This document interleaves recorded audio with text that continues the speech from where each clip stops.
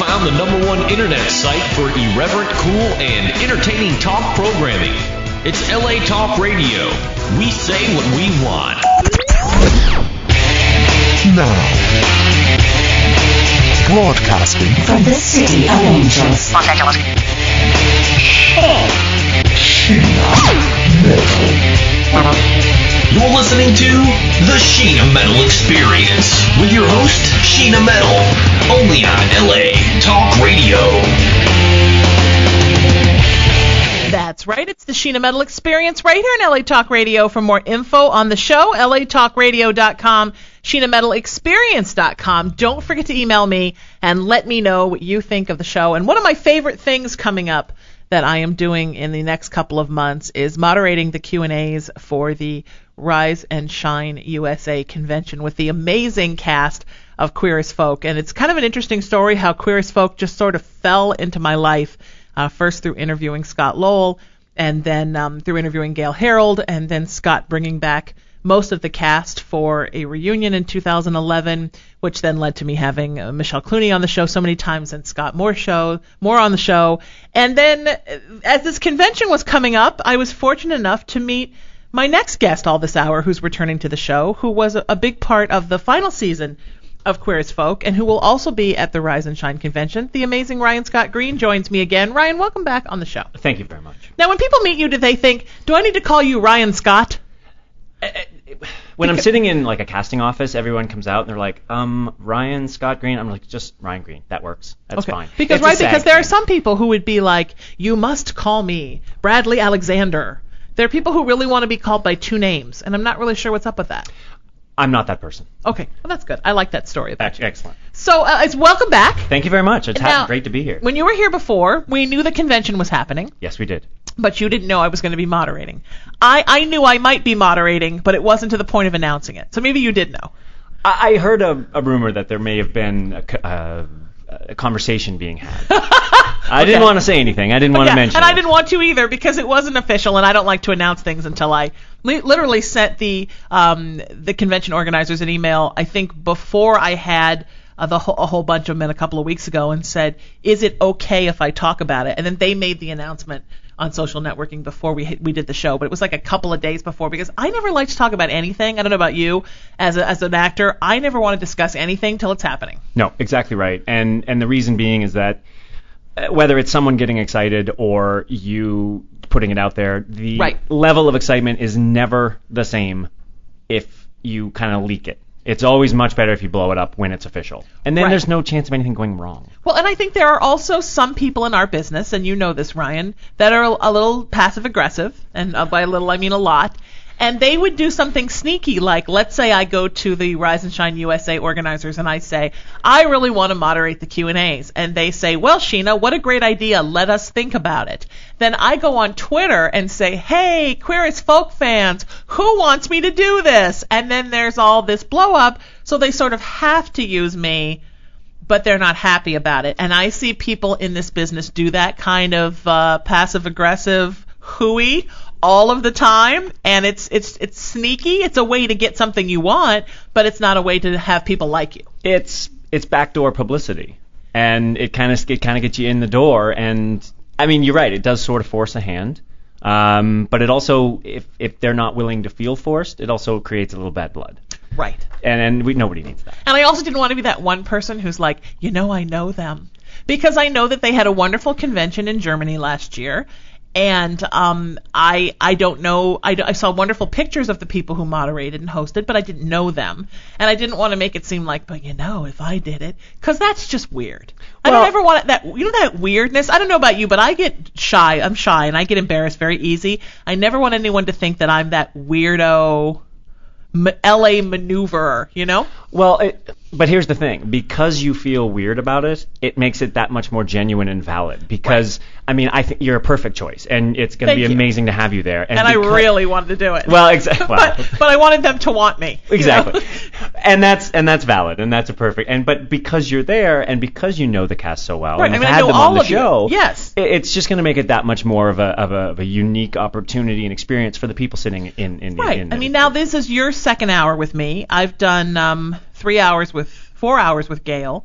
I've done 2 hours with Peter, 2 hours with Randy, and I'm hoping that Randy will come and sit with me before the convention, either on the phone or in studio, and I will have just him again, and I hope to have just Peter again too, depending on what his schedule's like for his new show, The Fosters. Right. And Scott and Michelle, I mean, I think Scott have probably each done it like 10 times. So I know them pretty well. So it will be fun for me, and the reason I wanted to do it was because, I mean, I would do it for any convention because I think it's important to be a good liaison between fans and cast and crew. But I also think it's fun for me because I think you're all so special. So it's extra fun for me because I like you all as people and I respect you all as actors. Well, I mean, we all appreciate that, and I mean, in my own case, I won't speak for anybody else, but I definitely think of myself as special sometimes, but we won't go there. Right. But here's the thing, and here's the best... Small little yellow bus special. Precisely. Here's the reason why it's such an amazing thing. And you're right, it is better to have that liaison, but it makes it so much more informal. And when you remove the formality, everybody has a better time. The guests, the people sitting in the audience, yourself, all of the people working, trying to make this event incredible. Once it loses the formality, everybody's having a good time. And as soon as that looseness happens, it's magic. Thank you. And I hope that. And I also hope that I have, because I do this every day on the air, and I know about... sort of, and I deal with a lot of different people's fans from different projects through Twitter and through Facebook, that I have a good gauge for how to make sure that the actors stay comfortable. Because, fans are amazing. And sometimes they get a little overzealous because they're so excited. It's like how we all feel at Disneyland. And I totally get that. And I want them to be excited. But I went to a convention last summer for a show that a friend of mine was on.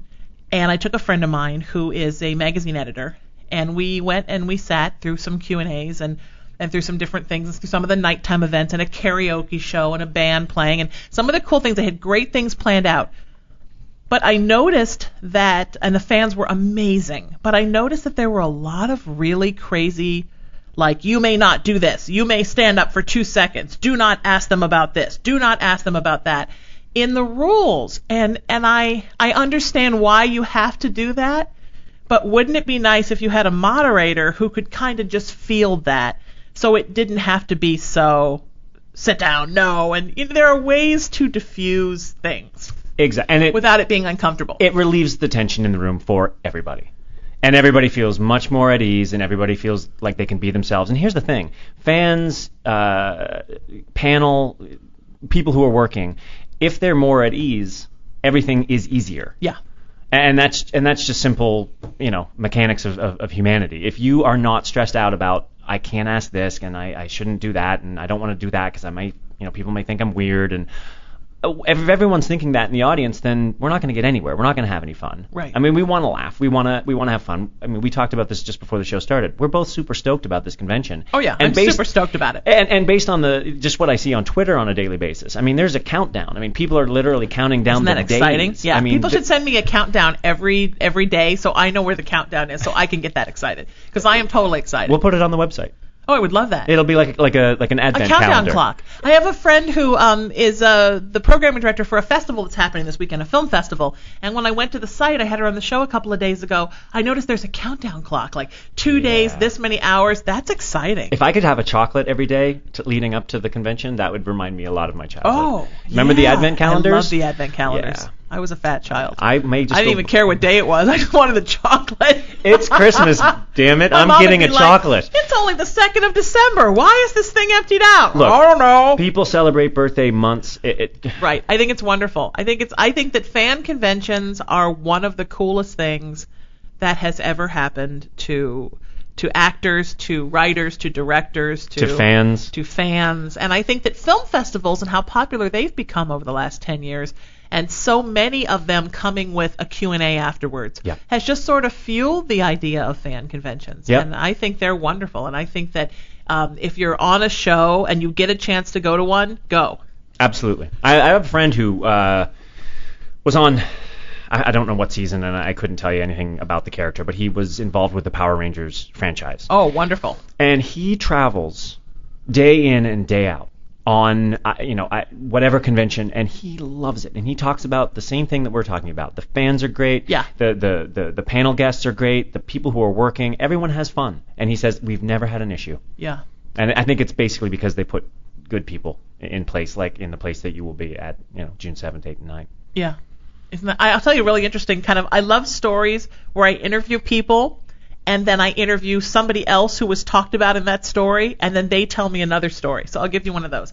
My friend Rob Benedict, who's been on the show many, many times, I booked his band for years, he was on a very short-lived sci-fi show called Threshold that was actually amazing. It had an amazing cast, Peter Dinklage, and Brent Spiner was on it from Star Trek Next Generation. Right. And he told me on the air that Brent said to him once when they were doing that, because Rob was like, what's the deal with fan conventions? And Brent said, anytime that you really want to know if the work you've done was important to people, go to a convention and you'll know. So then about a year later, I interviewed Brent, and he told me that he was one of the last ones from the Next Generation cast that was really wanting to go to the conventions. He didn't understand what they were. He didn't understand why. And that Patrick Stewart had said to him, you have to go. It's pure love. And I always think about that now. Every time I see somebody's going to a convention or I see pictures on somebody's Facebook page, I think about Patrick Stewart, who I think we look to for acting wisdom, saying that it's pure love and thinking what an amazing way to frame it up. Yep. Because there's so many things you could say about it. They're like, hey, it's crowded, or I had to stand up the whole, but just the fact that what he got out of it was the love from fans. Yeah. I will always think of him differently from now on. I think of him as with like an amazing actor's guru spirit for saying that. Well, I feel like I feel that way about him anyway. I mean, just listening to him talk, right. and you almost feel that way about him. Yes, but you could read me the back of a Kotex box, and it would be like Shakespeare. It would be really good. I'm not sure if I'd appreciate the box the same. Maybe a cereal box, the Rice Krispies or Fruit Loops or something. But you said two things. It is pure love, and that's what fandom is. And I think we talked about this the first time I was in, and it's just the sheer excitement that the fans of whatever right. the product is.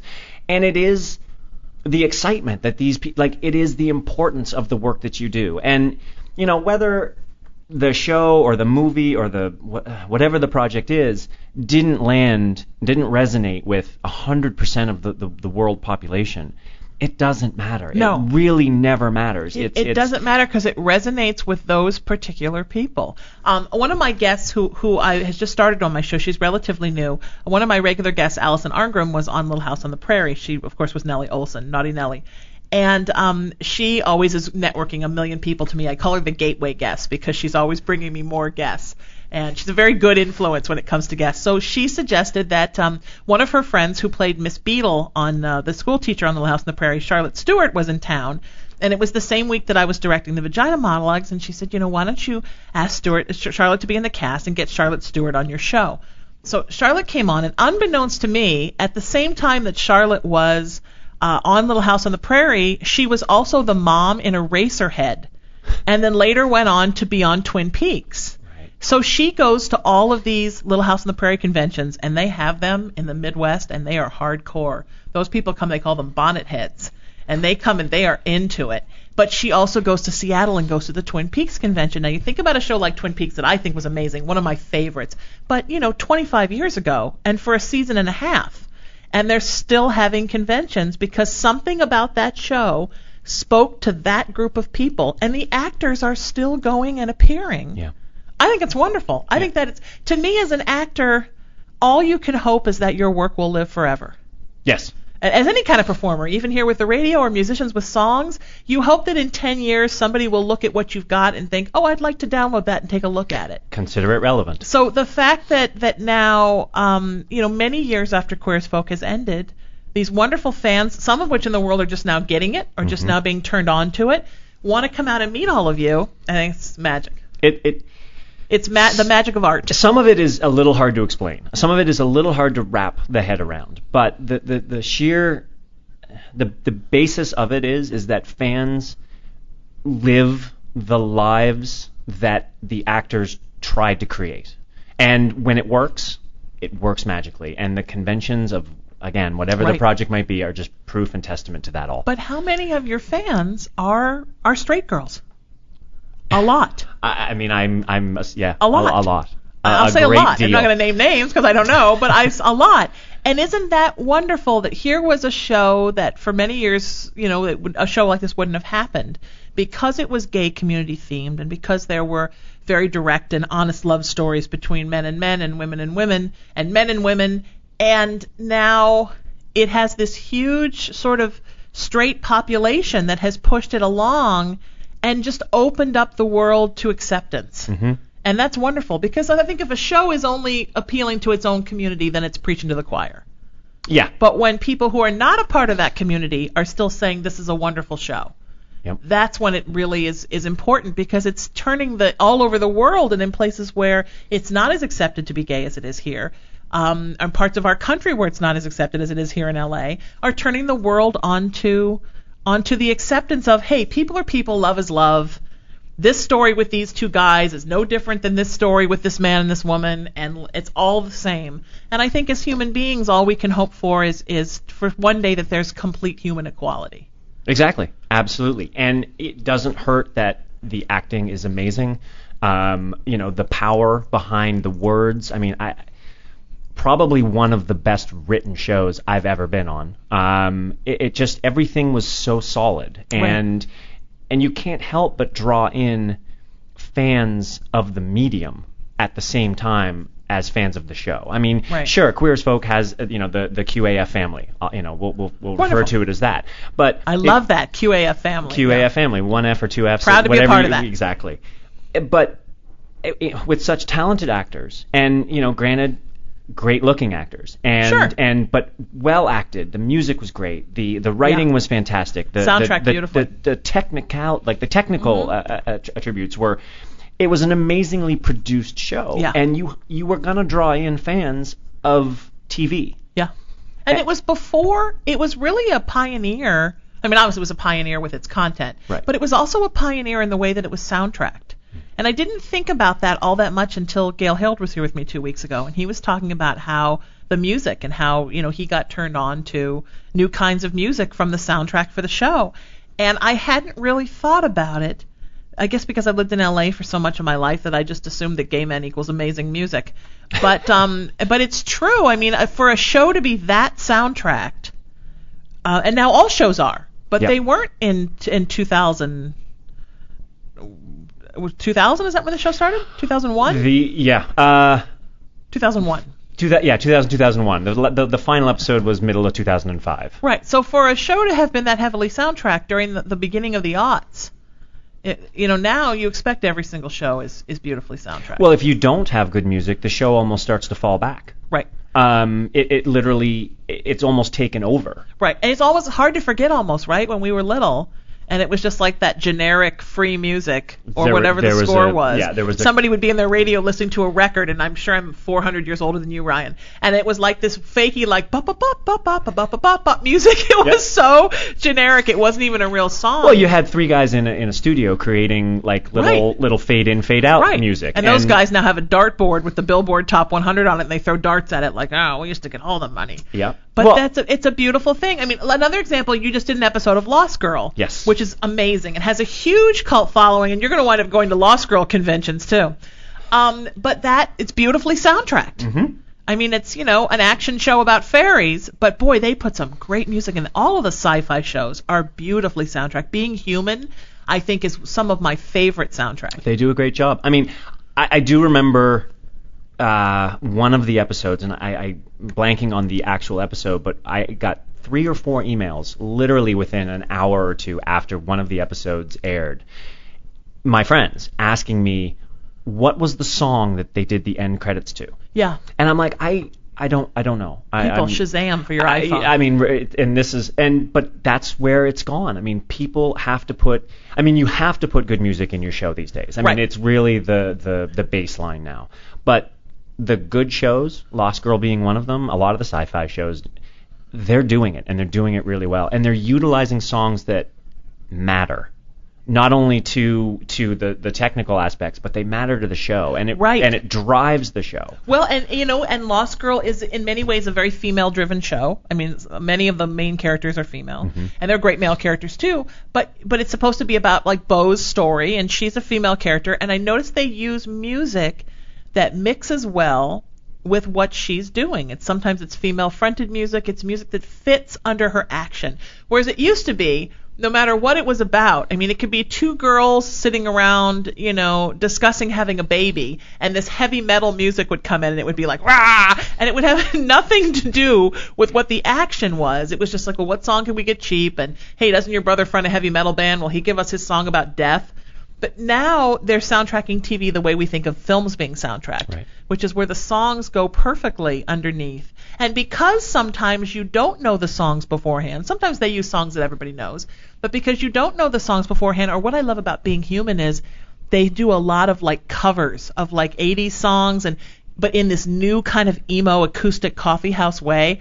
So it seems like the songs were created for the show, which is what we used to think of movies having. Yeah. Well, if you look at how, and I'm in by no way, shape, or form a music industry expert, but I think I can say to some degree, if you look at how the music industry has changed over the last few years, with right, the internet the way that it is, you can get great music to fit the show, to fit the scene, to fit the character, probably quite cheaply.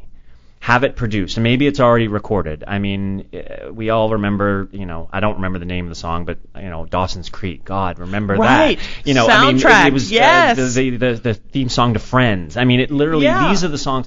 I mean, they were huge hits. But nowadays, I feel like you can go as a producer and say, look, this is the show, this is the vibe. There are hundreds of, if not thousands, of DJs who can create.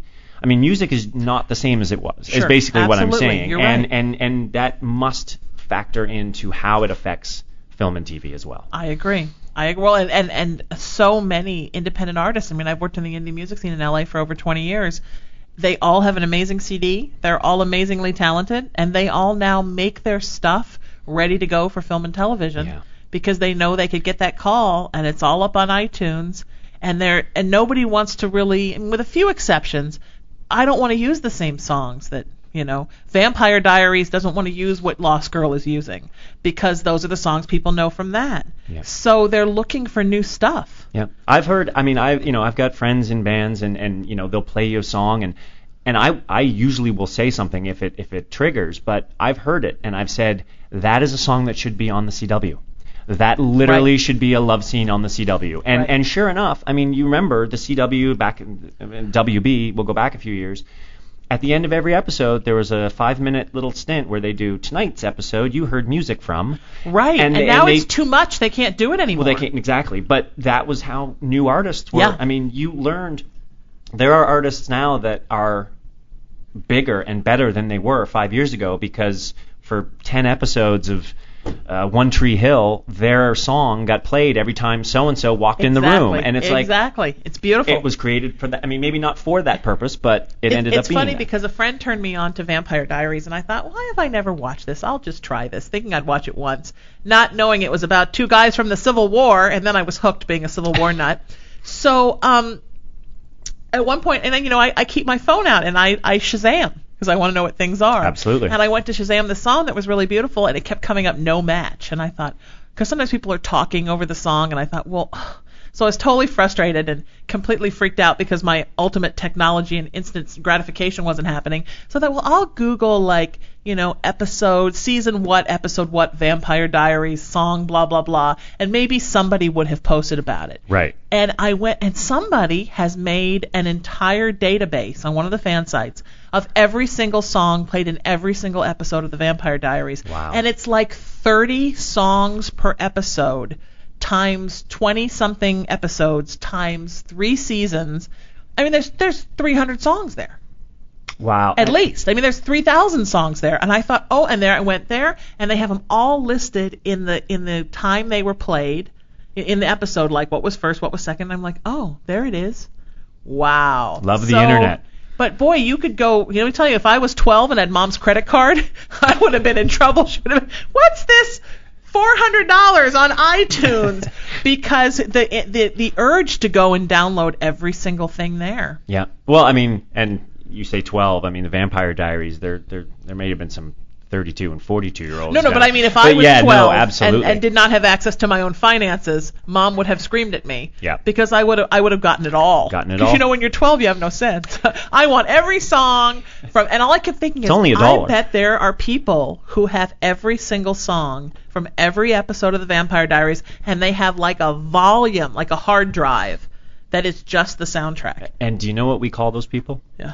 Fans. Amazing. And they show up at the conventions. Yes. So amazing. See, it all comes full circle. No, I circle. didn't mean that everybody who watches the Vampire Diaries is 12. No. Although sometimes when I watch the Vampire Diaries and then Supernatural and then Arrow, I think, am I 15? And then I don't care. But I do think that, you know, there was a time when you had nothing. I remember when I was a kid and you had nothing to do except research things you loved and find everyone, follow everything. And so, you know, I was an obsessive little 12-year-old. And it wasn't so easy back then. No. I mean, somebody made the joke, and I know it's been said a million times, but do you remember when you pulled the cartridge out of the Atari and blew on it, and it fixed it? You know, that was how you fix things. You know, you got dirty when you went outside. I mean, those. But I didn't have the internet. I mean, I didn't grow up with Google. Right. So to find out this stuff, it was really a struggle, and it really strengthened your fandom, if I can use the word. You became that much more strongly bonded to what it was that you cared about, and I feel like it actually it made you. I don't want to say made you care about less, but you really cared about the things that you cared about as a kid, because it really took a lot out of you to get into it fully, whether it was, you know, He-Man and the Masters of the Universe or you know, Barbie dolls or whatever the case may be. Yeah. It took a lot to get all of that information. Yeah, right. But now there's so much more. Kids must have, like, their minds must just be exploding. Because there wasn't that much to be into then. You could pretty much memorize almost all the shows on 3 networks. Boys shows and girl shows. I mean, you know, there was a couple hours for each on the cartoon stations, which, you know, I don't think Cartoon Network existed back. No. I mean, that you had to go to your regular stations to find G.I. Joe or whatever. I'm giving away all my cartoons. So now, was it the same thing in Canada? Did you have as many channels as we had here? Well, you could. You know, it was kind of the same deal. You either paid for your TV or you didn't. But no, I think there was some limitations. See, the thing in Canada, and I'm potentially speaking without knowing here because I'm going back a few years and I didn't study the Canadian content code. But TV had to have a certain amount of Canadian content involved. Oh, wow. But I like that. Oh, it's great. I mean, the CBC, Canadian Broadcasting Company, they promote from within. I mean, Canadian content. They didn't know that one day all of their actors would be all of our character actors and everything. They thought they had to protect the Canadian. Well, it's so funny because scene. I wonder now how they categorize Canadian content because, you know, they're the American shows with Canadian actors. I mean, I could. But a Canadian crew, though. Yeah. Well, you know, one of my regular guests is the creator of Haven. Right. And I know we talked about this when you were here last time, but he uses except for the people that are his people that he brings everywhere. He uses a lot of Canadian crew, and he uses as many Canadian actors as he can. Yeah. Because he likes the idea that there's more of a suspension of disbelief if you don't recognize the faces. Absolutely. If you're not like, wait a minute, that's the guy from Law and Order. He likes these fresh faces, and although they may be very common in Canada, they're people we don't see a lot here. Right. Well, and you raise a good point because, I mean, the first thing most people will talk about when they talk about using Canadian crew and Canadian actors is the tax breaks. I mean, Canadian governments, whether provincial or federal, they'll give you a tax break or they'll give you bonuses on your production, and that's right. It's wonderful. That's certainly one way. We should do that in California. Hello, California. Well, it's an incredible thing, but what I like about what you said is there's more to it. There's an actual art to the usage of the Canadian, at least in terms of what you're seeing on camera. It's a face that you don't recognize. Yeah. And I like that. And we've all said of a blockbuster film. Great movie. Would have been great not to see so and so in it. Okay. You know what I mean? Like I mean, and I don't want to knock any, and I won't even name names, but there have been plenty of Kevin Costner's Robin Hood. Sure, and a great film, but wouldn't it have been even more intense and intriguing if it wasn't Kevin Costner? Wouldn't it have been neat if he could have just had a dialect coach who taught him how to do a great English accent? You know, well, Christian Slater had a great English accent. Yes, absolutely. And he's not, Laurence Olivier. Tom Cruise, I just said Tom Cruise out loud, both names. Tom Cruise, his Irish accent in Far and Away was perfect. Yeah. It was beautiful. So there's no excuse, just because you're a big blockbuster hero, you should be able to get your stuff right. Exactly. And there's no reason why. I know it's difficult, but it's part of being an actor. Well, it is, and I can only think of the lineup behind Kevin Costner. A very talented, and I don't need to knock Kevin Costner. No, it's and not he's my a wonderful job. actor. Absolutely. And in many things, he's terrific. Dances with Wolves, amazing. Incredible. But on that film, the lineup of actors, talented actors, that could have been used, that had impeccable Irish accents, wouldn't have affected the film at all. Yeah. It wouldn't have affected the film at all. And sometimes I think just that, going back to the point, the ability to not know who you're watching. Right. Just the intensity and the intriguing behind a face you don't see on a day-to-day basis. Yeah. It's something great that happens in Canada all the time. I mean, there's very little. There's a very small, if not non-existent, star system in Canada. Right. Meaning to say that we don't have a Brad Pitt and a Tom Cruise and a Angelina Jolie.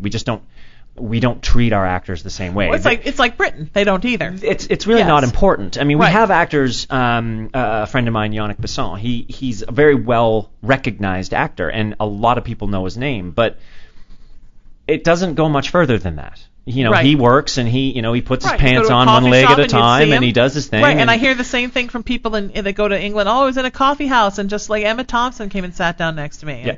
It's this whole kind of, because it's not that sort of like, I must stay secluded in my home. Exactly. Although there are some actors, and I have learned this from having guests here, there are some actors where I don't blame them for staying in their homes.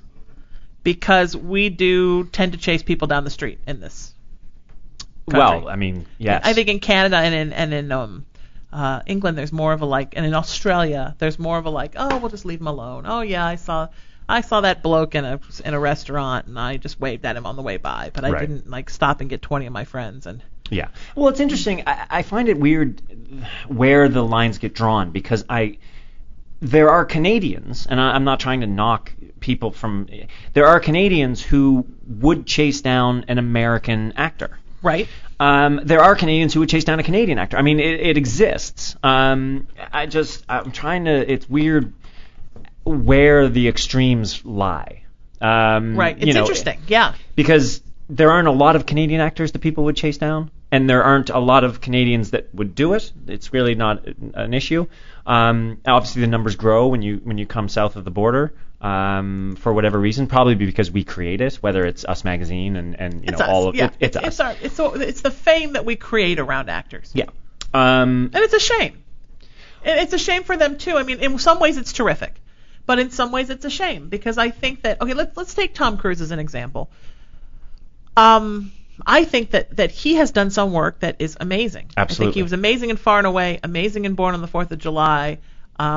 Amazing in Tropic Thunder as that horrible movie producer. Yep. I love when you get to see him in smaller things, and I think he's great in the blockbustery Few Good Men kind of things too. Mm-hmm. But I think that had we not blown him up to this $20 million man status, that as an actor he would feel more comfortable taking a smaller part in something if he loved the part. Mm-hmm. I think we put so much pressure on our A-listers, and I'm making finger quotes, people, that they only can do this and they only can do that. And it's like, well, what the hell's wrong with Tom Cruise? Why is he in a movie where he has 10 lines? Right. But as an actor, and I think British actors, you'll see somebody like Gary Oldman, and in one movie he'll be the lead, and in the next movie he'll be in one scene. Yep. Because he loves the part. So I think that sometimes the A-list status hurts people because then we put pressure on them and the agents and the managers and everything to not take a smaller role as an actor that they just love. Yep. Actors should do things that they love.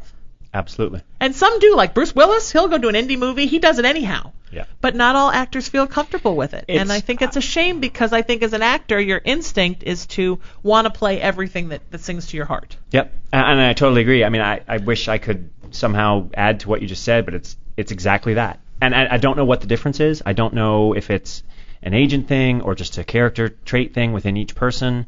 But you're absolutely right. And there are people that will, and there are people that won't. And it's usually the people that won't that we find in those strange circumstances, like, that's a weird story about that person. I wonder what's going on in their lives. Right. We automatically think something's wrong Yeah. if somebody makes an acting choice. Yep.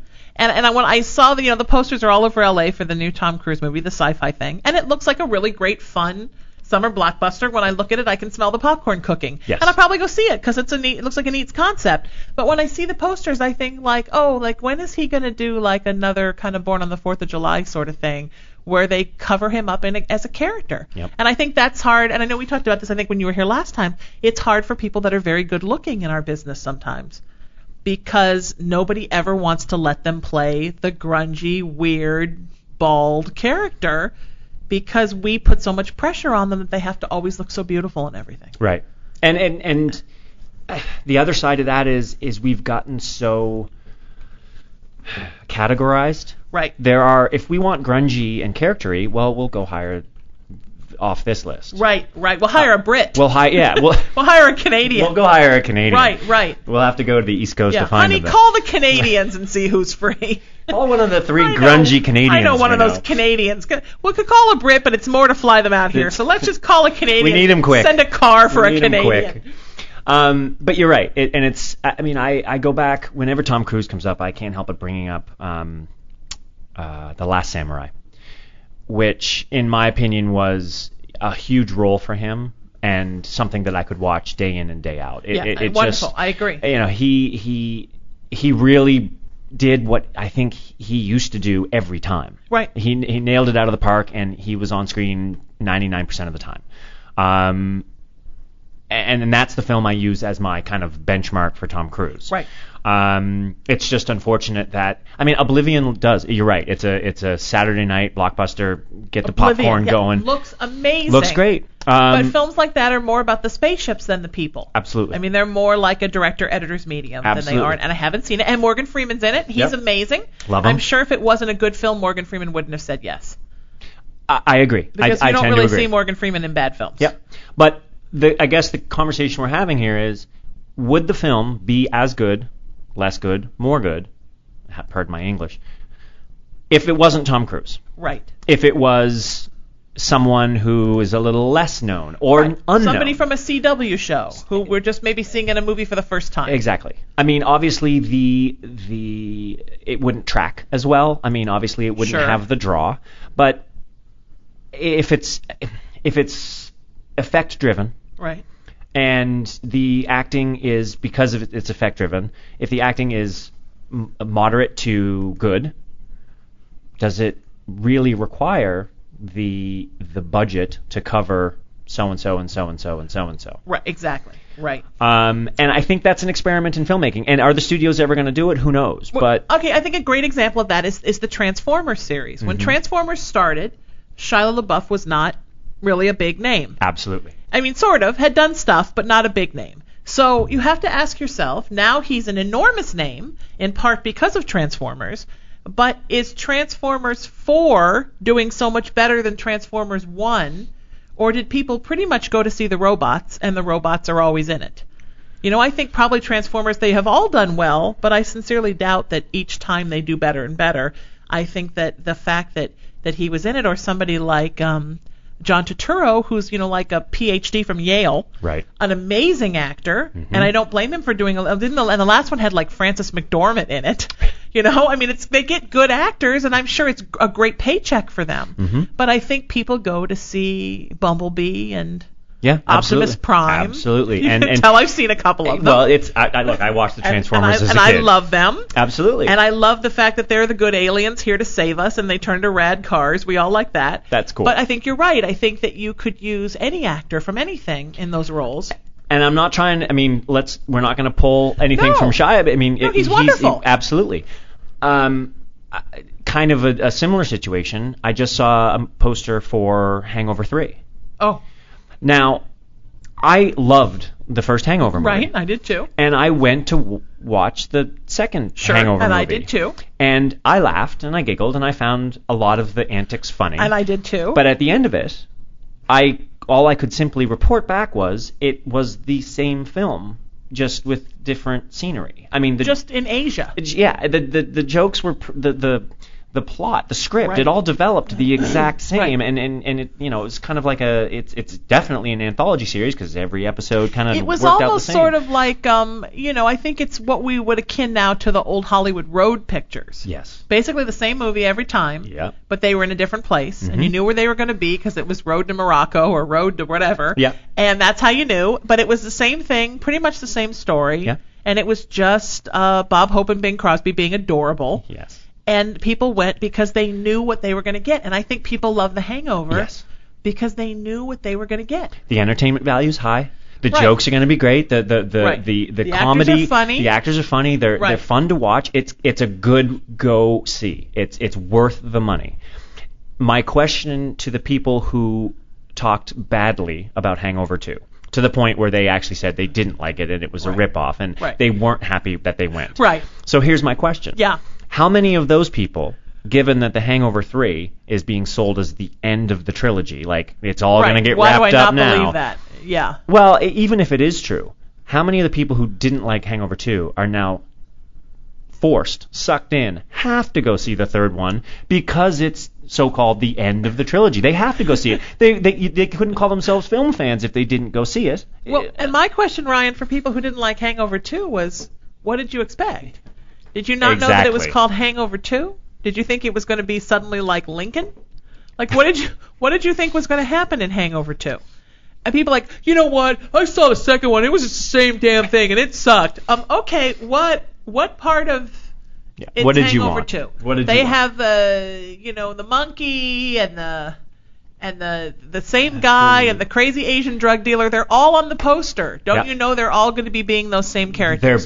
They're back at it, and this time Yeah. it's a little crazier than before. It'd be like being upset because Porky's 2 was the same thing. Like, what did you... You're right on the exactly. Yes, I did just say exactly Porky's right. on No, the radio. You know What what? did you think it was going to be? It's going to be Mrs. Ballbricker and the crazy guys trying to get laid. And those movies have always been those movies, and there's a great market for those movies. People play them at bachelor parties. People play them after the Super Bowl. You don't want to have to think. You turn on Hangover. Yeah. And I watch all those movies because I try to watch everything. And when I've got a day where I've got to do like a whole bunch of my social networking or emailing people back or whatever, I just let them run in the background while I work on my laptop. And I get to see them all. I get the gist. And then I'm like, oh, okay, well, I'm glad I saw it. Yep. I never really want like my life back. I never want 2 hours of my life back. But maybe if I'd gone and sat in a theater, I would. Well, yeah, I mean, I guess you can have that thought, but at the end of the day, there's nothing wrong with laughing. There's nothing wrong with being entertained. And look, if you didn't laugh, if you weren't entertained, like, I mean, again, I hate pointing fingers, but I went and saw Identity Thief. Okay. Now, Jason Bateman and the girl from Bridesmaids, I love them both. Hysterical. Very talented. Hysterical. Melinda, is it McCready? Is it? I believe you're right. Okay. Don't quote me on that. But I'll look her up now right. because I hate that we might have botched her name. She was the best thing about Bridesmaids. Absolutely. By the way, everybody raved about Bridesmaids. I didn't think it was that funny. But I thought she was hysterical, and I would have watched a whole movie just about her. Exactly. And I think that's what Identity Thief might have been. And I mean, I thought all the actresses in Bridesmaids were great. Very funny actresses. Yeah. I didn't think, I guess people played it up as being so funny, and then I just didn't think it was that funny. So I oversold it in my mind. Yeah, and I try not to listen to too many people before going into a film like that because you never really know what you're going to get.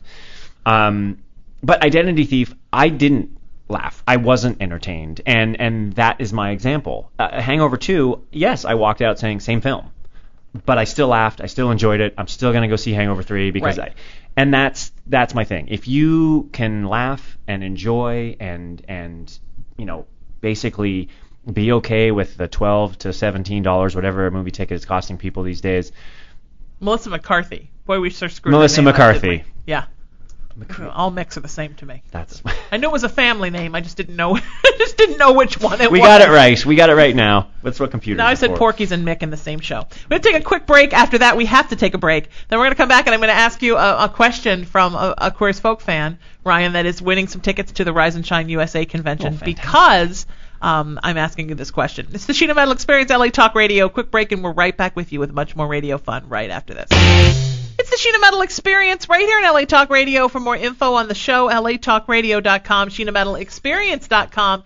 Don't forget to email me and let me know what you think of the show. The wonderful Ryan Scott Greene joins me all this hour. He is, of course, from many things, including the amazing Queer as Folk, and he just did an upcoming episode of Lost Girl, such a terrific show on Sci-Fi. Ryan, welcome back to the show. And we got all actory, didn't we? We did. We went really deep into the acting. That was fun. We could have went deeper, I think, but I'm happy with how deep we ended up. So let's talk for a minute about Queer as Folk. I know I wanted to ask you this. Who of the people that we know and love from the show did you have scenes with in the final season when you did it was 6 or 7 episodes? It literally boiled down to just Gail. Your scenes were just with Gail? Unless we were in the Babylon set or the Woody set, in a bar scene where some of the other characters may have been walking Scott around. Was there, and Peter there was a and couple Hal. here. Yeah. Sure. But in terms of dialogue, conversation, a little one-on-one, all Gail.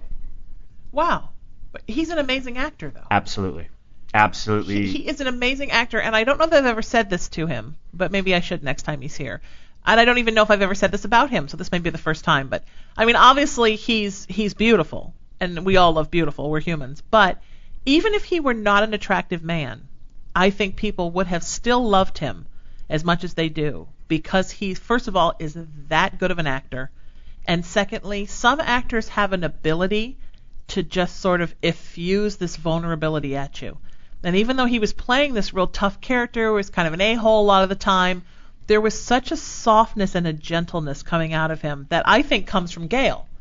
And some actors have an ability to let that part of them out in characters, even if it's a character that shouldn't even have that. Yeah. You still feel that. Yep. And I think that's why he's been as popular on that show. It's just because he's such a great actor. It's a huge part of it. I mean, I got so lucky in a lot of ways with this show, and one of those ways being, with the fact that I got to work with Gail as much as I did. Right. And I knew, from watching the show prior to getting the job, and then getting the job, and kind of doing my research, and then being on the set.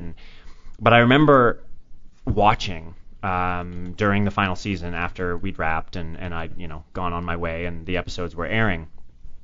There was a scene where he and Randy are on the side of the road just talking, and they kind of separate in not an angry way, but it's a more melancholy, downtrodden scene, and the character Brian plays it very snarky and kind of I don't care, and okay, that's how it is, then fine, no big deal, no skin off my back. And Randy's character turns and walks away, Justin, and they leave Brian on the sidewalk for, to me, it felt like 2 minutes. It wasn't. It probably was no more than 20 seconds. But they just left him there with his thoughts and his emotions and everything that was going on for him. And it blew my mind how much I knew about what he was going through. Yeah. He tried to hold it together. He got, lack of a better word, sad, and then he tried to build himself back up, and then he realized how painful it really was, and he took, at least me, all through that in a matter of 20 seconds. And it didn't say a word, didn't have to. He just kept looking out at the path that Justin had taken, and he gave us everything that was going through his brain. And it was at that point that I was like, that's the talent. You don't have to say a word. Yeah. Just an amazing actor. Yeah. And wonderful on Secret Circle. I mean, just wonderful on everything that he does. I'm in such awe of his talent and of actors that can do that. I think that not a lot of actors are amazing, but they can't do that. Yeah. It's what my mom used to call pathos. When I was young, my mom loved Liza Minnelli. She loved all these. There was a series where Liza Minnelli did a lot of these movies that were just depressing, and one, like an ex-boyfriend threw acid on her face. Like my mom would watch those movies again and again. And I said to her once, like, why? I was real little, and I said, why do you watch these really sad movies again and again? And she said, because she has pathos. There's when you watch her act, you feel like you're going through everything she went through. Right. And for my Irish mother, there was some joy in feeling the depression of Liza Minnelli's character as she walked around with the acid on her face. There was another one where nobody liked her, and it was just fair enough. Wow, they were all wrist slitters, But there was something in the way that she had that vulnerability that appealed to my mom when I was little, and I've always thought about that. And even though, I swore that wasn't going to happen, somehow I grew up loving actors that had that. Well, you can't. To use the very blunt phrase, you can't not. I mean, to be so simply taken down an emotional road by someone on a screen, whether it be the big screen or the small screen, to be made to think about how you would feel or how you would react, just by the look on someone's face, it's empowering. It gives you the ability to feel the same thing. Right. And when people can't do it, when it comes out cold or when it comes out unchallenged, you tend to stay dry on it as well. You tend to be very cold about it and move on quickly. Absolutely. Okay, so then here's the question that is winning a couple of tickets to the convention, which I love. Awesome. Okay, so the question is, what was it like to play the villain between such an iconic couple? Which I think is such an interesting question because I don't know that I thought of him as a villain. Well, did you when you were playing him? No, I didn't. He wasn't a villain. He did. See, okay, I'll have to pull this apart a little bit. I don't feel like I was between such a powerful couple. I had nothing to do with in my opinion, the relationship between Brian and Justin. And I agree. And they were already broken up. Yes. For the most part, before your character appeared. Right. Now, there was the element of there was a representation that I had that I think was a big part of the Brian character not wanting to go the route of fully monogamous and be with Justin the whole time. I represented kind of a threat to that element of the lifestyle, and so if the Justin character was hoping that one day this would happen and they would run off into the sunset and everything would be great, my being there soured that a little bit, I think, possibly for the Brian character because I was representing his demise in a certain world. So and maybe in that regard there was some tension between the two. But I didn't think of it as more so much as a villain. I thought of it more of kind of a unwanted changing of the guard. Okay. Which happens. Which does happen. I mean, you have to, for better or worse, there are things that have to change. I mean, to remain the same forever is you can't. Things are going to change around you, and eventually things will have to, they'll either fall apart or they'll just change so much around you that you can't deal.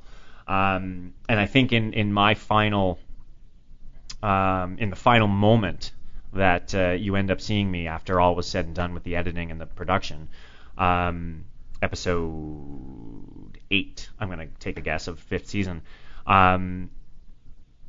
Brian has kicked me out, 86'd me from Babylon, and we have the moment in his apartment, and I end up back in the bar, and he sees me on the dance floor, and Scott's character Ted says, I'll have him thrown out, and Brian stops him and says, you know what, don't bother. No matter what you do, you can. I forget his exact words, but you can close the windows, you can lock the doors, you can you can bar them from coming in, but no matter what, eventually they will come in. Right. And there's a little bit of a stare off and a standoff, and I'm not going to speak for him, but there was this kind of understanding. Okay, this is what's happening, and I'm going to roll with it and grow as I need to. So I don't know if that answers the question. It's fantastic. Totally answers the question. No, we have to take a quick break. Okay. Why don't you give me all of your information? But there's a chance you're going to be with me after the break.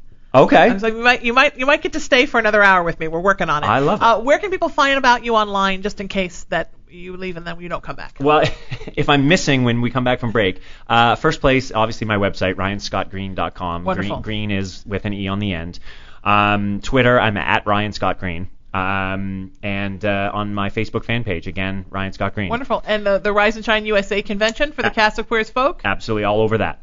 June 7th through 9th. 7th, 8th, 9th, absolutely. And I'll be there, and so will Ryan. I hope I'm going to see you after this. I do too. It's the Sheena Metal Experience on LA Talk Radio. We're going to take a quick break. I have a wonderful special guest, our regular Friday special guest, and then may wind up being back here with Ryan Scott Greene or with another wonderful guest right after this. It's the Sheena Metal Experience right here on LA Talk Radio. For more info on the show, latalkradio.com, SheenaMetalExperience.com. Don't forget to email me and let me know what you think of the show. And as promised, the amazing Ryan Scott Greene is back with me for more fun, and we hope for another entire hour. At least you're going to hang with me until we figure out what happened to my 6 o'clock guest. Until someone drags me out of here. Yes. It's funny because when I booked you for this time, because I'm trying to do a Queer as Folk interview every week until Rise and Shine USA. Right. And I realized I had booked up this week and not done it. And then somebody dropped out during this time, and I thought, I got to call Ryan fast. So I got you in. And the whole time I kept thinking, but I really want to do 2 hours with Ryan, but I can't this week. It's been a good week. And now here you are. It's been a good week for me, and the best part about it right on our show today is that you're here for hopefully another hour with me, but at least you're here now with me. If somebody else shows up, I'm just going to go sit in the corner. Okay. So let's talk a little bit about Queer as Folk, because we were doing that right before the end, and I'm excited to be doing this now. And we talked a little bit about it, of course, when you were here with me before. Right. Did you, obviously you knew the show was groundbreaking when you did it, and it had already been a groundbreaking hit before you got there. Mm-hmm. But did you really know that it was going to have these kind of legs? And even again, are you surprised? Are you surprised at all of the fan reaction for the convention just between February when you were here last and now? I'm not surprised by fans. I think you and I talked about that a little bit prior in the first hour, and then prior to we actually coming on the air.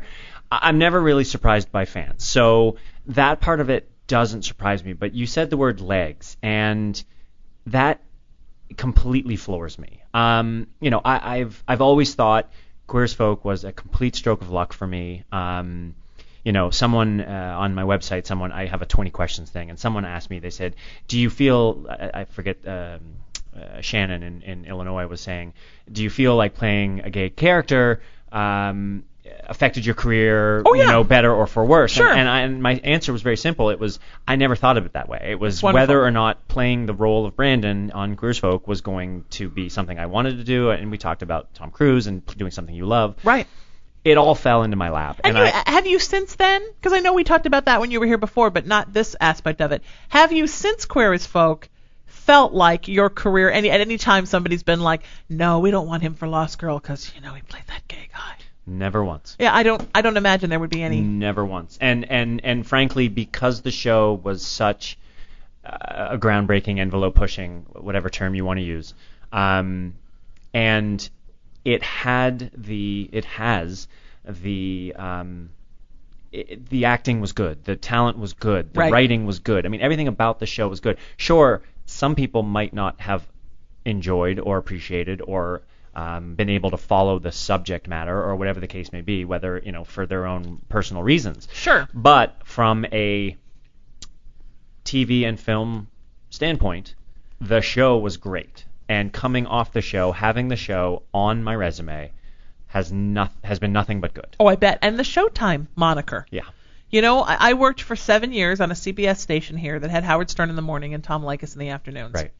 And when I'm 85, people will stop me on the street if they know who I am, which they may not because I'll be wrinkly, and ask me, what was it like to work with Howard Stern? Do you know Tom Leykis? Yep. There are things that you do in your life that just stay behind your name as a performer forever. And I'm very proud of that. I love my time there. I'm proud to have been a part of that. I think what Howard and Tom were both groundbreaking for radio. Mother Love at one point was on that channel. Now she's here in the afternoons with us. Conway and Steckler were there. Amazing people that I learned a lot from. My program director, Jack Silver, who had been the producer for Rick Dees in the Morning, which was the first thing I remember when I first moved to California in 1980, was Rick Dees on the radio in the morning. I learned so much there. But some things are so magic that no matter how much else you do, those things will still be behind your name. Look at the things we threw out with Tom Cruise today. No matter what Tom Cruise does in the next 30 years, somebody will still be renting Far and Away. Somebody will still be downloading Born on the 4th of July. People will still know him from all of these things. Yep, absolutely. And you mentioned Showtime, and then I suppose there are actors that do things differently, but for the most part, most of us have on our resume a list of the shows we've been on, quite possibly someone who directed the episode or the film. Right. And then the very next column is the production company. Okay. And at least on my current resume. And sure enough, right to the right of Queer as Folk is Showtime. Right. And it matters. It matters. It matters if it says Warner Brothers. It matters. I mean, it doesn't matter what it says, but what it says matters. And all three of those columns is in terms of what the Queer as Folk line matter to me. Except for the director's role, because there were multiple directors, right. and I have nobody's name. name. You just pick one? Oh, you don't have one. I just put many people or whatever, however I worded it. Varied. Various directors. But the Queer as Folk and the Showtime, they're important to me, and they should be. And I'm happy that they're there, and I always have been. And just the last few months. I mean, and again, we talked about kind of leading up and how this all came about. And I think it kind of developed off of Twitter, to be honest. Now I'm a part of this convention, and again, stroke of luck, absolute. I'm going to be the luckiest person there. I mean, except maybe me. Well, you and I will have to sit in the corner and be like, "What are we doing here?" We're so gonna go there early and have breakfast. Yeah, well, I'm not sure if I'm gonna be sitting on the stage or in the audience, because, I mean, honestly, I was a part of the show. If we look at everyone who will be sitting on the stage and you kind of draw the pie chart, I'm the little sliver, and so I understand that. And I mean, it's. But I think it's neat to have you, because I think it's neat to have somebody who wasn't part of the whole thing from the beginning and part of the family that they became, to talk about what it was like to come into Queer as Folk and just do half a season. You know what? I get those questions. I get a question a lot. What was it like? Because it was the 5th season. I mean, they'd been going strong for in terms of seasons, 4.5 years. Right. It's amazing how many times someone will ask me, what was it like walking into that family? Right. And that is really And they really were a family. Oh, and they still are. Still are. And that's one of the things that I think I love the most about them, and I think that's what fans love about them. It makes that it that much family easier feeling. to really feel comfortable around them. They really love each other. Like, I've never been around them that they haven't been either talking about someplace they just were together, or they're leaving to go somewhere together. And they really, really are always happy to see each other, and they care about each other. And it's very lucky when you get that, a whole nother family from a TV show. Yep. And I have friends that have had that, and they're very lucky. Then I have friends that have been on shows where they're like, yeah, not so much. Yeah, not so much. I was a paycheck, and I love the work, but I wouldn't have coffee with those people. If Right. you can have a family and make art and do something you're proud of. Well, I mean, I think in terms of this show, what I do know of the other cast members and had the chance to talk to a few of them over the course of the time that I was there, and from what I know social media wise, all really good people. Yes. Wonderful people. So that's part of it. The next thing is they're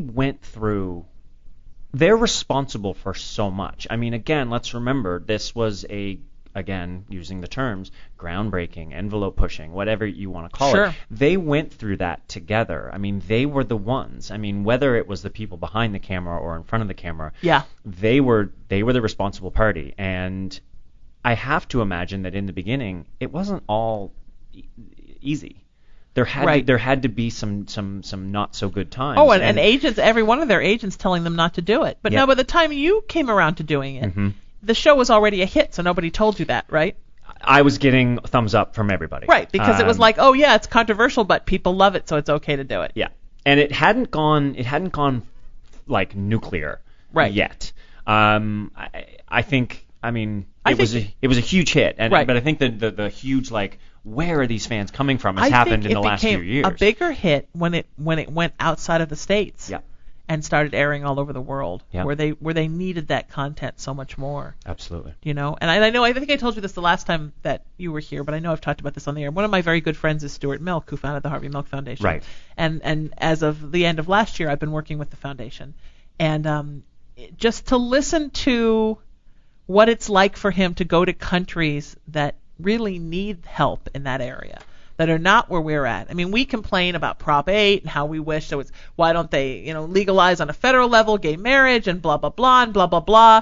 But our little puny problems compared to what people in the LGBTQ community are going through in Hungary or in Indonesia or in Afghanistan are just like they're nothing compared to what where he's actually going places and saving kids whose villages want to kill them. Yeah.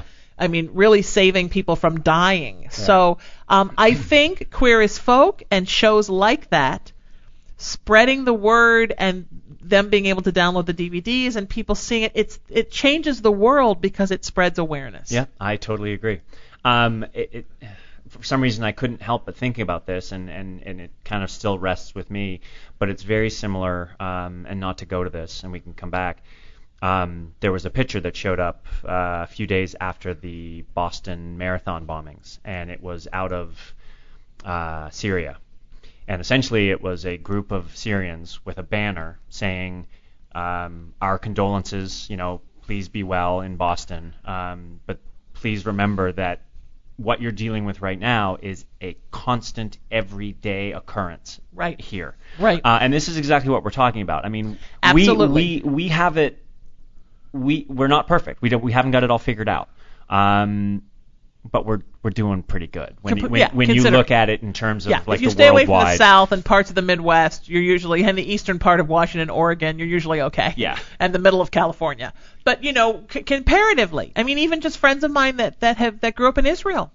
Here at LA Talk Radio, I work for a wonderful family that is Israeli, and what it was like to grow up in a place where bombs are going off, and that's just sort of your daily occurrence, and it's because of prejudice and difference. And we grow up here and we don't think anything about our friends that are Jewish. We forget that there are places in the world where it's still hard to be Jewish. It's still hard to be of gypsy blood. It's still, look in the UK. It's oftentimes not a cakewalk to be Irish. Right. And certainly the way that the Irish were treated, especially in this country, but also those that immigrated to Canada and other places. Yep. It's not always easy. So we've gone through a lot of the stuff in this country that those countries are still starting with.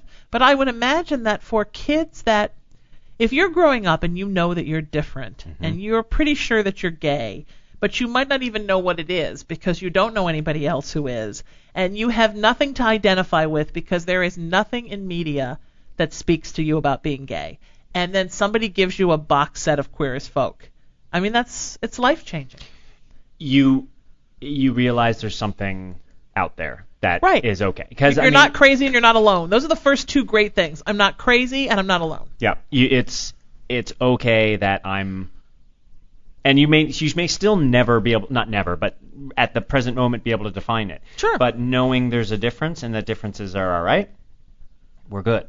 But when you are kind of streamlined into the norm and there's a misfire there, that creates, especially in young people, that creates a person. There's something that kind of triggers every day, and it eventually starts to affect them. And unfortunately, I don't think as kids, and this is going back to my psych, education, they don't develop the same. 10 years later, 15 years later, when they came through their late childhood and early adolescence, and even their late teens, that stuff affects them on a daily basis. Absolutely. There's a thing, I call it gay puberty.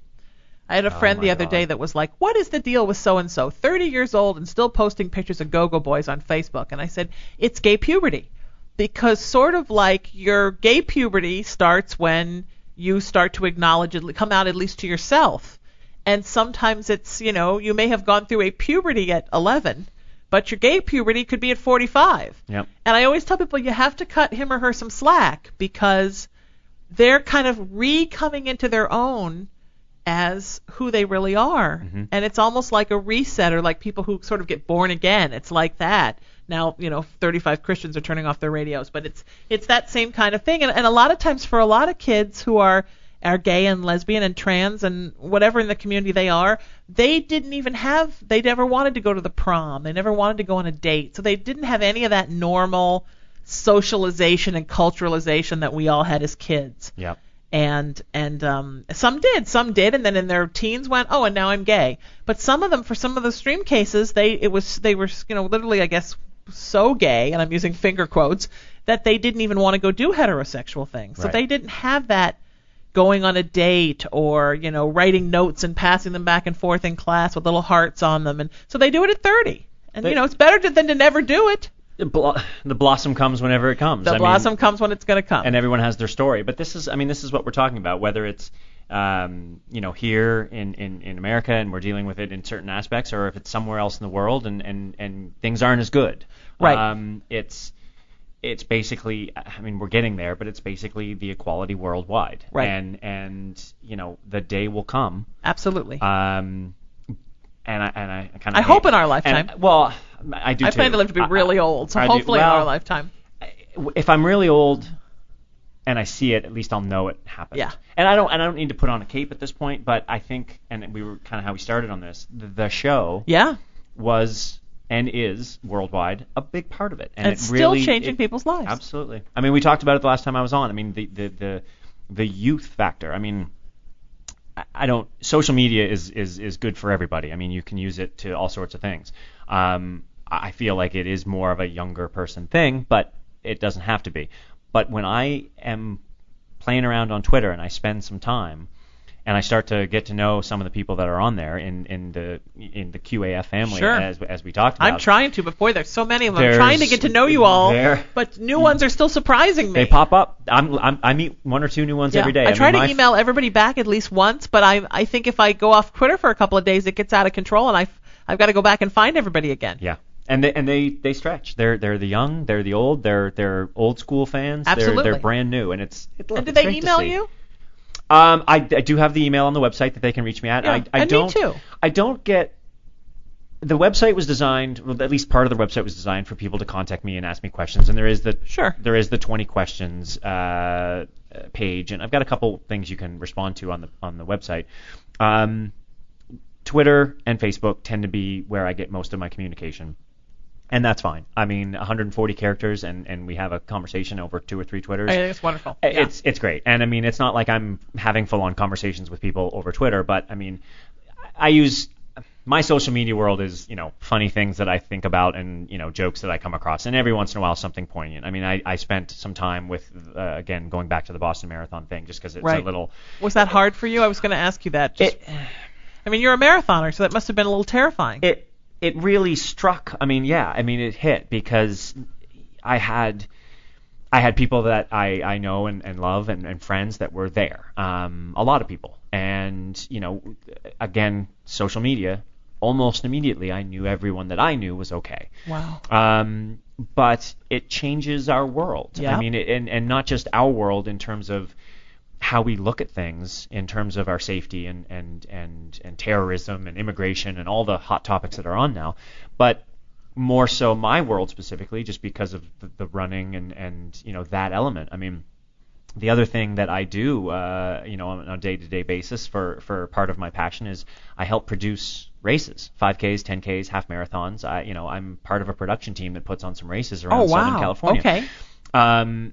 With a great company and a great little team, and we do good work, but our world changed for, I won't say ever because you never know, but the next year, every major race, every major group. I was wondering about that.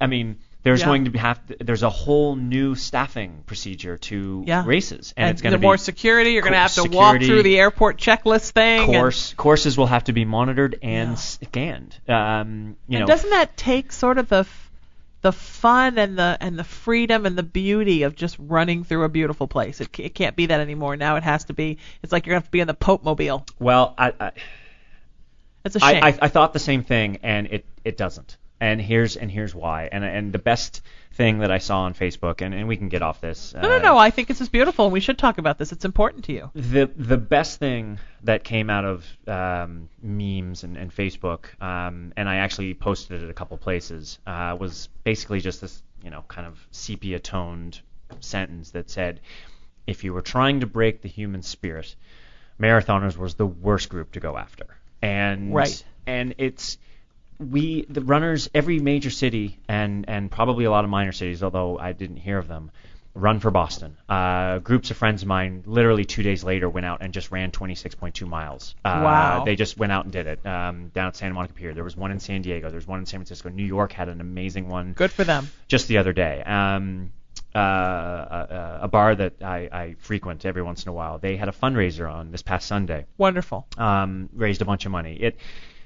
The running community, it only made them stronger. I mean, wonderful. and that's just it. And Boston next year will be, yes, it'll be heavily guarded. I mean, every major marathon will. But it will also be insane to get into. It's going to be the intense. Because everybody's going to want to do it. Yeah. And it's going to be a tearjerker. And it'll be, it's going to be a total tearjerker. A year from now, when when Patriot Day comes around, and the city of Boston shuts down, you're going to see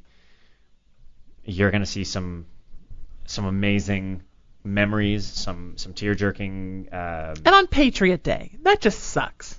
Well, I guess they've that's called the it point. that forever. And no, I love Patriot Day. Yeah, no, but I do mean, too. what a horrible time for that to happen. Well, they chose their battle, and they knew what they were doing. But I am a Northeasterner, and we have more tradition there. Like we love things, we plan things. We're very proud of the fact that we're the seat of the country. That's where the country started with us. Yep. Very, very proud of that. And they to kind of take that away makes me sad. Well, Boston, they shut down. I mean, as far as I know, Boston is on holiday alert. Like most businesses are shut down. It's a holiday Monday, Boston Marathon Day in that city, and for every good reason. I mean, it's the oldest marathon in the country. It's the most prestigious. I mean, whatever you want to call it, people flock to that marathon. Whether it's the spectators, the Wellesley girls. Everybody goes on about the Wellesley girls, which I guess is mile 22 or so. It's basically just a bunch of sororities out there that are out kissing all the runners. Right. Good times. It's a huge event. I mean, now, have you run it before? I have not run Boston. Might you run Boston next year because of this? Or soon because of this? The deal with Boston, and this kind of leads to why it is such a prestigious marathon. It is you have to qualify to get into Boston. Okay. So it's a speed requirement only. There are a few people who run it who have fundraised for a specific charity and have raised a certain amount, but for the most part, I'm betting to say 95% of the people running it have qualified within their age group, having run a certain speed in another marathon. I'm just not that fast, and I think I could be. I've just had so many other things that go on in my life on a day-to-day basis that training that much for a marathon to get to that speed, which is pretty darn fast, wasn't that important to me. I'm okay taking a longer period of time to run the marathon and just having fun with it. It's wonderful. Enjoying the experience. Not to say that I won't run it someday. As I get older, my qualifying time will go up, right, and I may stay at the same speed. But it is important to me to kind of subscribe to the big marathons. New York City Marathon is a big one I'd love to run. It's a bucket list thing, and one day I hope to do it. That's wonderful. Now, when you run for APLA, is that the AIDS run that you do? Or do you run and you run for APLA when you run? APLA, okay, so APLA has a kind of a division within them that is the T2, Team to End AIDS. And they are the marathon training program. They are a division of APLA. I mean, APLA, as you know, it's huge. It's huge. It's it's got massive components. Yes. And so T2 is, it's very similar to Team in Training, okay, or End Stroke, or all of those things. And they have a staff. They have program reps and fundraising coaches and running coaches, and they bring people into a program. Myself currently am registered for the Xterra National Trail Championships in Hawaii at the end of November. So I think it's July we will start training for that race, and we'll fundraise the whole time, and all of our money that we raise obviously goes to APLA. It's wonderful. Yeah, that's a big thing for you. It is a big thing for me. It was really at the time it was called the National AIDS Marathon Training Program, and it's altered and changed a little bit and gotten much better over the years. But that's where I started. That's where the running came from for me. In 2004, I hated running. I mean, it was really something I did just to make sure that I wasn't putting on too much weight or something to get out of the house and get a little fresh air.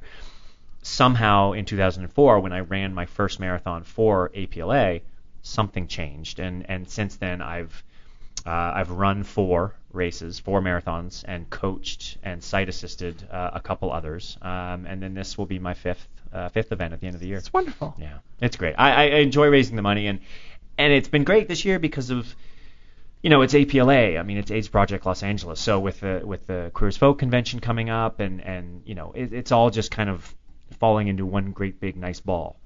Okay, so now that you've done so much producing of events, mm-hmm. is it hard sometimes to take off the producer hat, Ryan, and just be a runner? No. Okay, because sometimes I think, like for actors that produce, right. Sometimes by the time you get on stage, the first time that I directed and produced the Vagina Monologues, I've done it many times as an actor, and the first time I did in 2011 as a director-producer, I was worried about, do the girls have enough food backstage? Is there enough wine? What's happening with the after party? Where are the pizzas? Where's the catering? Really, as I was walking on stage to do my monologue. And I noticed that it probably nobody noticed but me, but I felt that it hurt my performance a little bit. So this year when I did it, I made sure to get everything set. So I had some time while all the girls were in the dressing room chatting to go hide in a corner and just spend a little time with my monologue. It sounds so much more method than I ever have been as an actor. But just to have a little quiet time to sort of put down my director and producer hat of answering a million questions. Where's the bathroom? Can my boyfriend get in? What are we doing? Blah, blah, blah. And just have a minute to kind of regroup as a performer. And I think the sort of zenness that comes over you as an actor is probably very similar to the same kind of zenness that comes over you as a runner. Well, I wish I knew. The couple times that I've put on some sort of producer hat in terms of film and TV acting, I was the same way, and I have yet to figure out how to separate the two. However, when it comes to my hat as a producer of races, in whatever aspect right. I'm doing it, or the runner of races, in the production of races, I've learned a valuable lesson, and that is something is going to go wrong. Nothing will go perfect. I mean, everything can't go perfectly. Something's about to go wrong, and it might be there's not enough water. Right. Someone forgot to put an arrow down where they should. It's right. Something will go wrong, and it's fine. Just deal with it at the time. So when I'm on the course doing a run, I'm in my own head anyway. I mean, I've still got to get from start to finish. Right. Which, regardless of how far I'm running or how fast I'm running, it's still a piece of work. I mean, I still have to actually physically do that. And I just leave everything else at the, I'm going to cross the finish line. And, maybe the timing company didn't put a battery in their timing mats, and I'm not going to get a finish time. But at the end of the day, it doesn't matter because tomorrow I'll run again. It's wonderful. It really is. It's kind of... But that's your zen right there. It's my free therapy. That's your zen. You said you didn't know about your zen, but that's your zen. I mean, just like as an actor, your zen comes when you think, okay, now the play has started and I'm in it. Yes, and but I haven't experienced it in that if form a light falls off the ceiling and hits me on the head, I'm still where I need to be, and I'm where I'm going to be for the next 2 hours. And there's a kind of, for me, there's a relaxingness.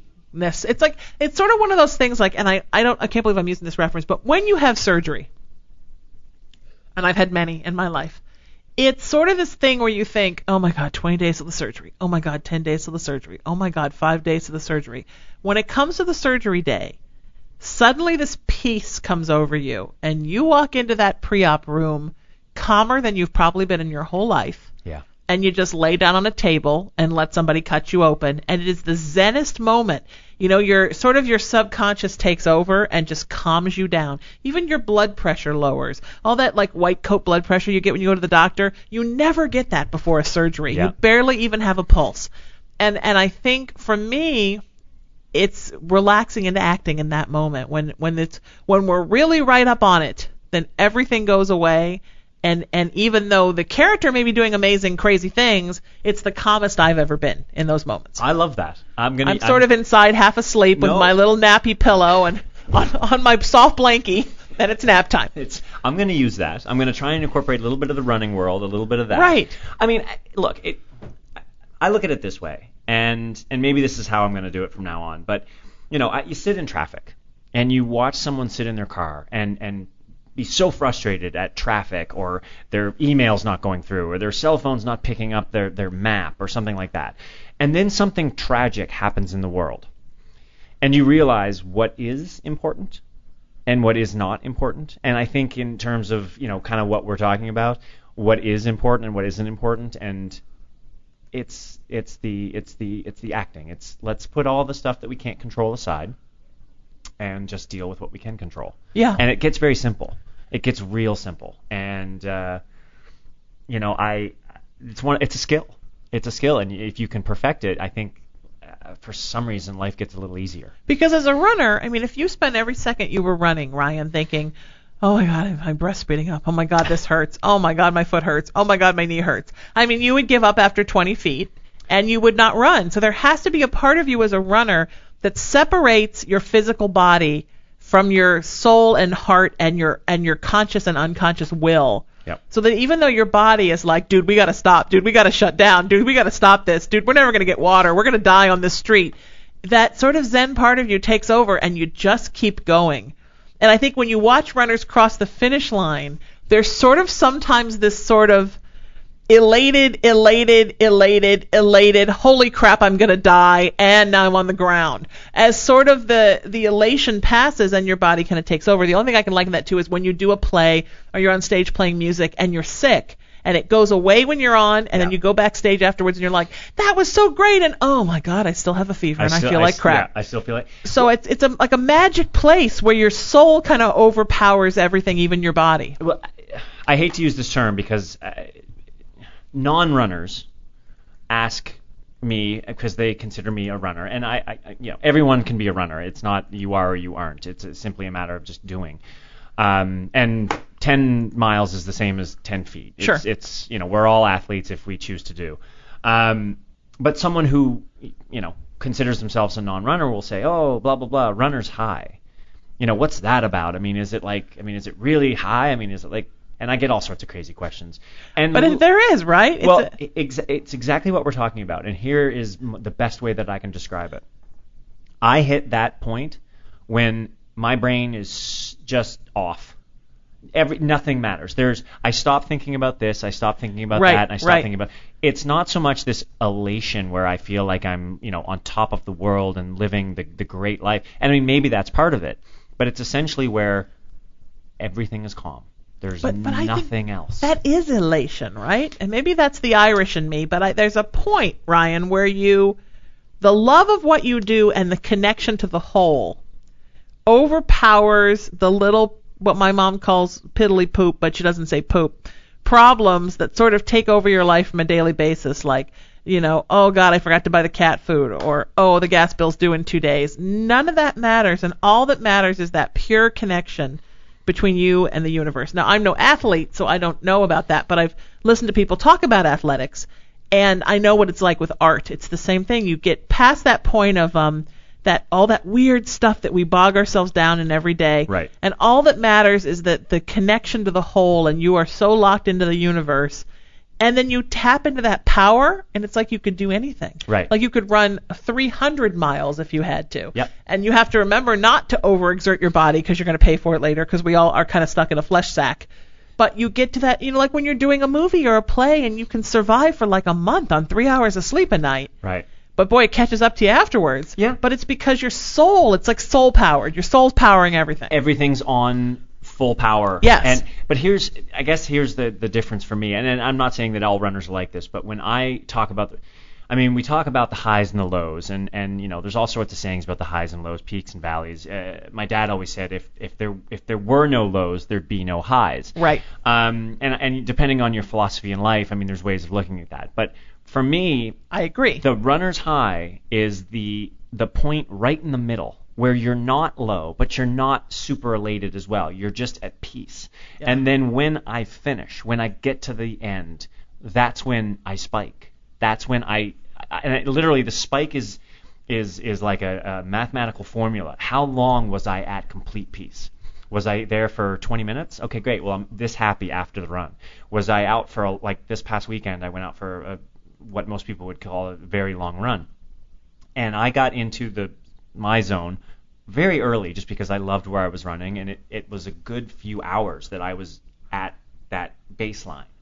Not elated, but not down, just completely neutral. Wonderful. And when I finished, I realized I'd been in a very calm zone for the better part of 3.5 hours. And 2 days later, I was still living off the joy and the bliss of having been able to accomplish that much peace within myself. It's wonderful. And that's my runner's high, is not being held back by things going on in my brain, right. or not being pushed by things in my brain. Because right. And people say, do you run with music? I don't. I probably run with music maybe 5% of the time, and it's simply because music causes me physically to do different things, and it takes my mind places that I maybe do want it to go, but I'd rather not force my brain somewhere. This song reminds me of this person, or this song reminds me of that day. Okay. And so if it takes me on that route, over the course of a period of time, my brain's all over the place, and I haven't really concentrated right down to it on anything. So for me, it's about coming to a neutral baseline and living in that space where there's really nothing going on except for clear. But isn't that sort of the same Zen place as when you play a character? Because the character is doing all the thinking and having all the memories. Absolutely. And you're sort of in the back, like the man behind the curtain. You're driving the ship, but you're almost blank. Yep. You're almost invisible. Yes. You're only like what do they call it? Like you're, the animators, you're like a 20%. You're almost zero. You're just barely there. You're like a shadow. And you're still in there, but everything in your life is on hold, so you can let the story be told. Yep. And then when you come out of that, I mean, to me, you feel like it's like you've been in a day spa for 5 hours. A day spa. Like you just had the best massage, just went to the best therapist, just screamed in the closet till you couldn't think. I mean, you have that relaxing, best sleep of your life, yep. best sex ever, and you're just in this totally mellow place because you've stepped back from it all. Yep. And let the character work it all out. Exactly right, and that's precisely it. I guess the term I always battle against is the runner's high, because for some reason people relate it to this amazing emotion, this right? Incredible to a high like a caffeine high or a coke high. Like I'm up on it. Right. No. I prefer it's exactly what we're talking about. This very nice kind of exit strategy. It's the lock in that's the high. Yeah. The connecting to all and disconnecting from you. And then is a high. Seeing it on the backside. And it always makes me think, but then I don't do it, but it always makes me think, like, what would it be like to be that connected all the time and just let all of this go? And it makes me understand why people renounce all their possessions and seriously become Shaolin priests and disappear into the mountains of Tibet and never come back, because to just spend your time always being so connected and so unworried about minutia. And then I go back into the world of minutia. But every time I do it, I've noticed, as I've really realized what it was, and I think when we're young and we do it, we don't realize how important it is. Right. I hope when I come back, I'm a little more connected all the time and a little less concerned about minutia. Yep. We don't have to go there, but do you know the name Brad Warner? I don't. Okay, so Brad, we touched on it, so I'll go there for a minute or two. Brad Warner is a lot of things. He's an author. He's written a few books. He grew up in Akron, Ohio, if I'm not mistaken. It was Ohio, I'm guessing, on Akron. I think that's what I read. He was in a punk rock band, several versions back in the day. He's worked for a Japanese animation company. He also happens to be a Zen Buddhist ordained monk. Wow, nice. Brad Warner writes an amazing book in terms of he brings the Zen Buddhist kind of thought path and process into modern day life. It's not these are the rules of Buddhism and this is how you're supposed to live by them. This is how it affects everyday life. And he's very well spoken, and he kind of just brings it down to a level that people can really just relate to. I've read a few of his books, and we're kind of touching on a lot of the stuff that he talks about. And his big thing is, well, look, if you can worship, this or that within this great big universe of ours, it really would make more sense that you can worship this or that as well. Sure. let's not put, and I'm not speaking about anybody in particular, but let's not put this massive bird of great regality on a pedestal, but the dead bird on the side of the road we just spit on and clean up. You know what I mean? It's all equally worth worship because it's all part of this amazing universe. And it's just, I mean, it's beautiful. I'm not but trying that's to locking into the whole. It's locking into the whole, exactly. And it's all an experience. And now we're running out of time, and I can't finish this thought completely. But even the things that are bad, you find a way to make them feel good. Well, they have. So that because they're important. It was like your dad said, right? You don't notice the good unless you have the bad, and I believe that. Exactly. That's an old Irish philosophy. Yeah. It's an excuse for us to have a lot of bad and be okay with it. You are amazing, my friend. Will you come back again and again and again? The next hour, right? Yeah. Oh wait. No, somebody else's hour. Darn. Damn. But come back and see me again before the convention. I would love that. I promise. And or if not, right after the convention for a recap. And where is the best place that people can find out about everything you're doing online? Well, obviously with the convention, the Rise and Shine USA Convention .com, obviously. My Facebook page, Ryan Scott Greene. My Twitter @Ryan Scott Greene, and my webpage, RyanScottGreene.com. Do it, people. Or SheenaMetalExperience.com, LATalkRadio.com. Send me an email. I'll forward links over to you. You can